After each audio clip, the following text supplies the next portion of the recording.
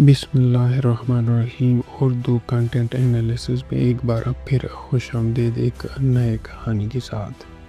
آج کی کہانی ایک ایسے پرواز کی ہے جو بالکل معمول کے مطابق شروع ہوئی، لیکن چند ہی لمحوں میں یہ پرواز زندگی اور موت کی جنگ بن گئی۔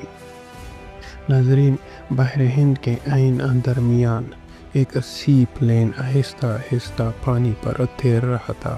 چھوٹی چھوٹی لہریں جہاز کو ہلا رہی تھی، انجن چل رہے تھے، مگر کنٹرول آہستہ آہستہ ہاتھ سے نکلتا جا رہا تھا۔ کیپٹن عمران فاروق خاموشی سے افق کی طرف دیکھ رہا تھا۔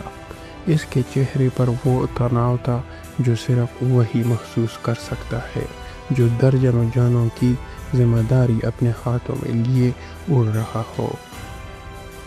ناظرین، یہ ایک ہنگامی لینڈنگ تھی، مگر خطرہ ابھی ختم نہیں ہوا تھا۔ کچھ دیر پہلے تک سب کچھ بالکل ٹھیک ٹھاک تھا۔ عمران اور اس کا کو پائلٹ حمزہ علی معمول کی باتیں کر رہے تھے۔ حمزہ کے لیے یہ پرواز خاص تھی کیونکہ یہ اس کی 100ویں پرواز تھی۔ اچانک کاک پیٹ میں ایک وارننگ لائٹ جل اٹھی۔ ریڈار سسٹم ناکام ہو چکا تھا۔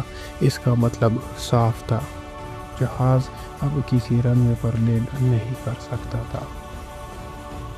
عمران نے ایک لمحہ بھی ضائع نہیں کیا۔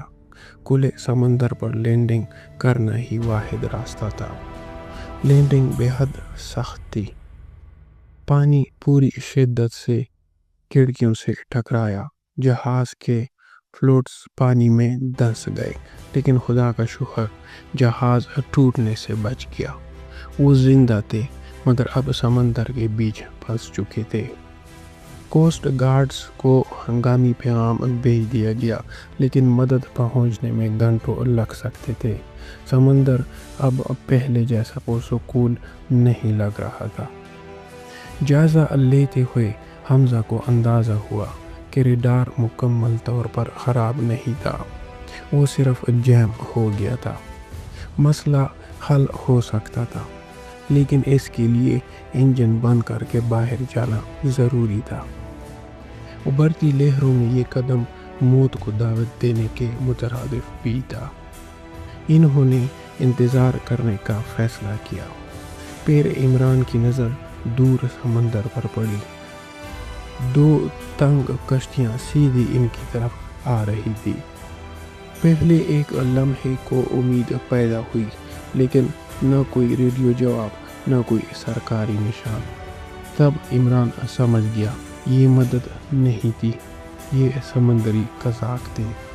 جہاز بے بس تھا، اڑنا ممکن نہیں تھا۔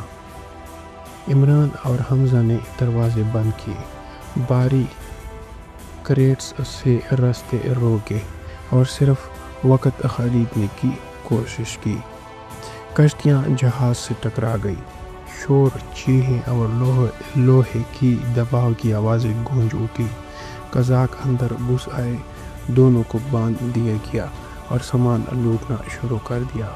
انہیں یقین تھا کہ اب سب کچھ ان کے قابو میں ہے، اور پھر ایک حادثہ ہوا۔ حمزہ کا پاؤں پھسلا، وہ کنٹرول کنسول سے جا ٹکرایا۔ اس کا ہاتھ ایمرجنسی سوئچ پر لگ گیا۔ اچانک ایک کان پھاڑ دینے والا الارم پورے سمندر میں گونج اٹھا۔ یہ الارم درست مقام کا سگنل بھیج چکا تھا۔ چند لمحوں بعد دور سے ایک بھاری ہارن کی آواز سنائی دی۔ کوسٹ گارڈز کا جہاز پوری رفتار سے ان کی طرف بڑھ رہا تھا۔ قزاق بد حواس ہو گئے، سامان چھوڑ کر بھاگنے لگے۔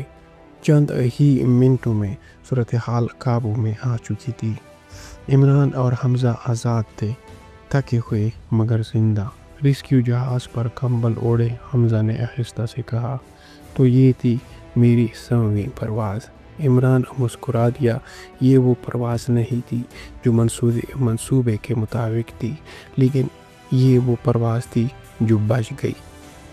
یہ تھا اردو کنٹینٹ انالیسس، جہاں ہم حقیقی واقعات بقا کے فیصلوں اور ان لمحوں کا تجزیہ کرتے ہیں جہاں ایک لمحے کی جولت سب کچھ بدل دیتی ہے۔ ملتے ہیں اگلے ایک خوبصورت ویڈیو میں، تب تک کے لیے اللہ حافظ۔